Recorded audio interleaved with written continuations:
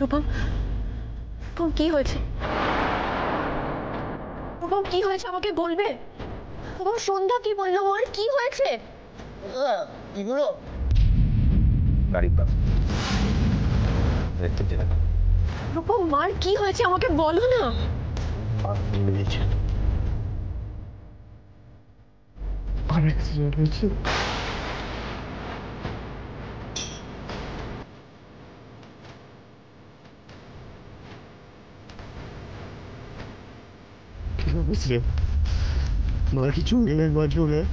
কি যাতা বকছো বলো তো? কি সব ফালতু কথা বলছো? রূপম, রূপম তুমি প্লিজ শান্ত হও। রূপম প্লিজ, দেখো এভাবে ভেঙে পড়ো না। তুমি যদি ভেঙে পড়ো তাহলে কি করে হবে? রূপম, কমল তাড়াতাড়ি চলো। হ্যাঁ বৌদি। সন্ধ্যা কি বললো? মাকে কোথায় নিয়ে গেছে? শুধু কাঁদছে, কিচ্ছু বলতে পারছে না। রূপম প্লিজ, রূপম প্লিজ তুমি এভাবে কেঁদো না। রূপম প্লিজ, জল, কমল জল। আমি বাড়ি ঢুকবো না, আমার কিছু হলে আমি আর বাড়ি ঢুকবো না। বৌদি তুমি একটা কাজ করো না, একটু বাড়িতে ফোন করে দেখো না। দাদা মোবাইল ফোনটা নিয়ে একটা ফোন করে দেখো। রূপম তোর ফোনটা আমি ফোন করি একটা। না দাদা আমি করছি না। রূপম করছি।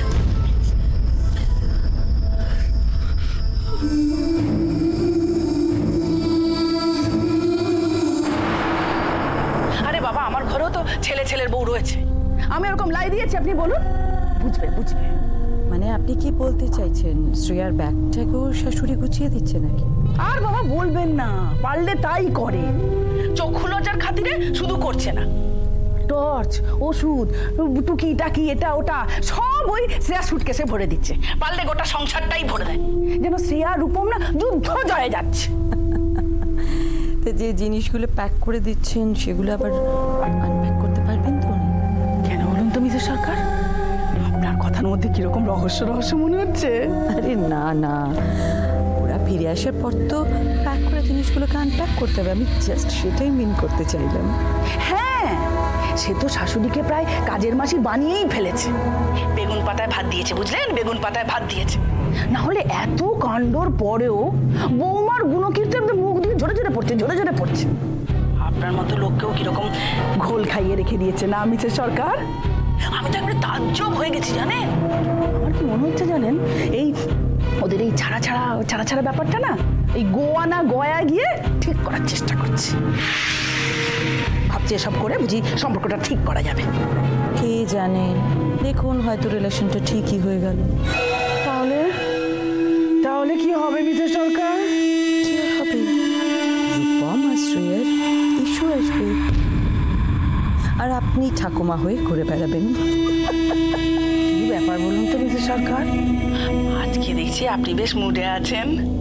আমার আজকে না একদম ভালো লাগছে না। চোখের সামনে দিয়ে শ্রেয়া কিরকম ড্যাং করে বেড়াতে যাচ্ছে, ভালো লাগে কারুর বলুন? হ্যাঁ, বাড়ি থেকে বেড়াতে বেরিয়েছে, এখন তো যায়নি।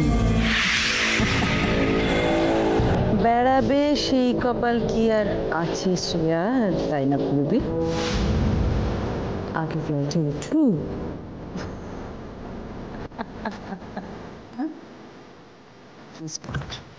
Yes.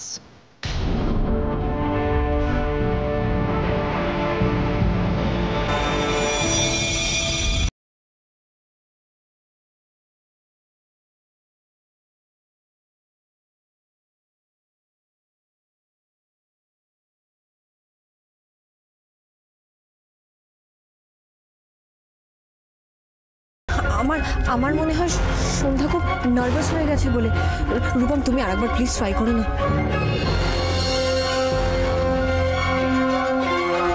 কার সঙ্গে এতক্ষণ কথা বলছো? রূপম প্লিজ টেনশন করো না। দেখো বাড়ির ফোনটা খারাপও তো হতে পারে। আমি জানি না, কিছু মাথা কাজ করছে না। এই বাবাকে একটা ফোন করো। না রূপম না, তুমি বাবাকে হঠাৎ করে এখন ফোন করো না। মানে অবস্থা বুঝে ফোন করা উচিত। বাড়িতে পৌঁছোই তারপর। বাবা যদি না জানেন, হঠাৎ করে জানলে তো টেনশন করবেন, তাই না? কমল একটু তাড়াতাড়ি চালাও।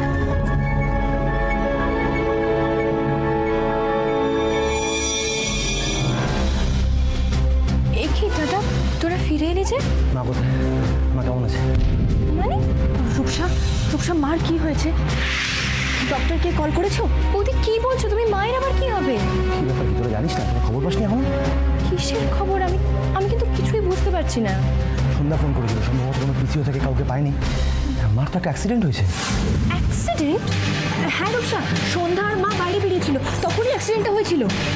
তুই কি উল্টো পাল্টা বলছিস বলতো? আর মার অ্যাক্সিডেন্ট কেন হতে যাবে বৌদি? মা তো রান্নাঘরে আছে। ফ্লাইটটা মিস করলি তো? আমি ঠিক জানতাম এরকম একটা কিছু হবে। তোদের আরো অনেক আগে বেরোনো উচিত ছিল। না না না, সেরকম ব্যাপার না। তবে ফিরে এলি কেন তোরা? সন্ধ্যা ফোন করেছিল, বললো তোমার নাকি অ্যাক্সিডেন্ট হয়েছে।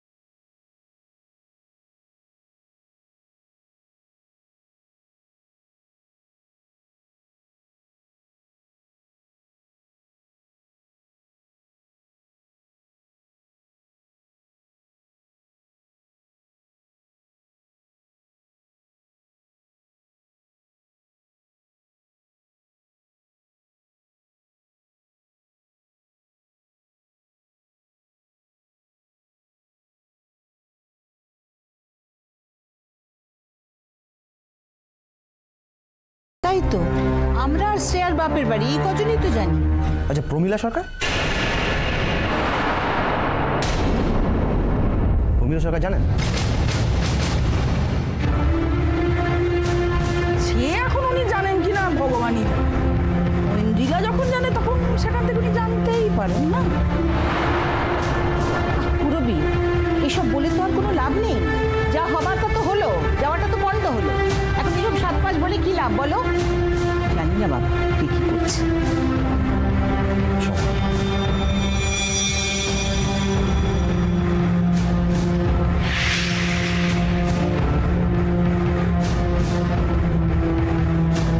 তুই এবার এখানে দাঁড়িয়ে রইলি কেন? যা রান্নাঘরে গিয়ে কাজ কর।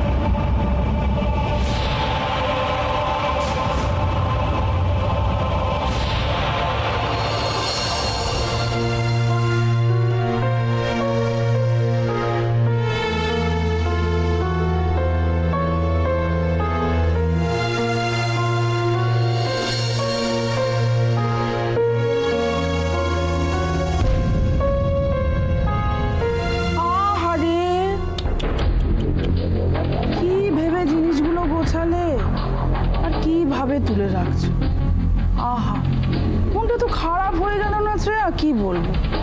বৌদির কত স্বাদ ছিল জানো, তোমরা দুজনে মিলে সমুদ্রের ধারে হাত ধরাধরি করে ঘুরে বেড়াবে, হনিমুন করো। ওই যে বলে না কপাল কপাল কপাল, কপালের নাম গোপাল, বুঝেছো? ওই বেড়াতে যাওয়াটা হলো ওই বড় লোকের বাড়িতে বিক্রির ভোজ খাওয়া, না আচানো পর্যন্ত বিশ্বাস নেই জানো। সত্যি বিষয়, এটা তুমি ঠিক বলেছ। না থাকলে কারোর কিচ্ছু করার নেই। হ্যাঁ, কপাল কপাল আমি করছি ঠিকই, তবে তোমার কপালে না কোনো দোষ নেই জানো শ্রেয়া। কপাল তো পুড়েছে আর একজনের, সে তো হিংসের জ্বালায় জ্বলে পুড়ে মরছে, সেই জন্য এই কাণ্ডটা ঘটিয়েছে জানো। কি হলো, এরকম হাঁ করে আমার দিকে তাকিয়ে আছো কেন? বুঝতে পারছো না আমি কি বলছি? না পিসমণি, কি বলছো আমি সত্যি কিন্তু কিছু বুঝতে পারছি না। কার জ্বালা, কিসের জ্বালা? আহা নেকা, সাতকাণ্ড রামায়ণ পড়ে সীতা কারবা, এখনো বুঝতে পারছো না? তোমার আদরের ননদিনী রায়বাগিনী, হ্যাঁ, হিংসুটে, ভীষণ হিংসুটে এই মেয়েটা।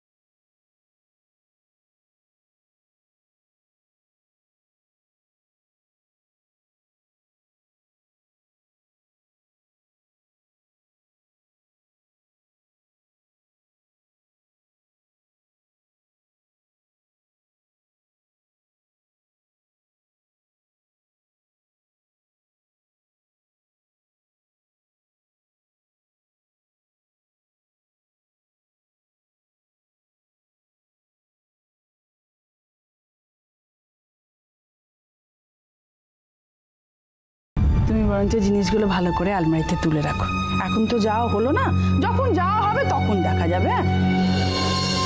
আমি আবার দেখি বৌদিটা নিশ্চয়ই মন খারাপ করে ঘরে বসে আছে। হ্যাঁ, যাই গো, আমি দেখি গিয়ে কি হলো।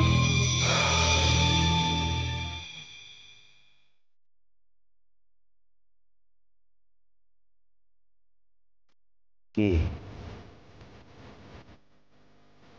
কে আমাদের সঙ্গে এরকম করলো শ্রেয়া? কার শত্রুতা কি করলো, কেন করলো? কি ব্যাপার বেবি, কি হয়েছে? তো ওরিড কি নিয়ে? বুঝতে পেরেছি, আমি জানতাম বেবি এরকম কিছু একটা হবে। তোমায় কিন্তু আমি বারবার বারণ করেছিলাম, সাবধান করেছিলাম, কিন্তু তখন তুমি কোনো কথাই শোনোনি। তোমার বাবা মা, কাছের মানুষজন সব তোমার শত্রু হয়ে গিয়েছিল। ভুল করেছিলাম মা, চরম ভুল করেছিলাম। বিয়ের আগে তো সবাই মিষ্টি মিষ্টি কথা বলতো, না জানি বিয়ের পরে আমাকে কত মাথায় করে রাখবে। তখন কি করে বুঝবো যে এরকম বদলে যাবে, এরকম গিরগিটির মতো রং বদলাবে?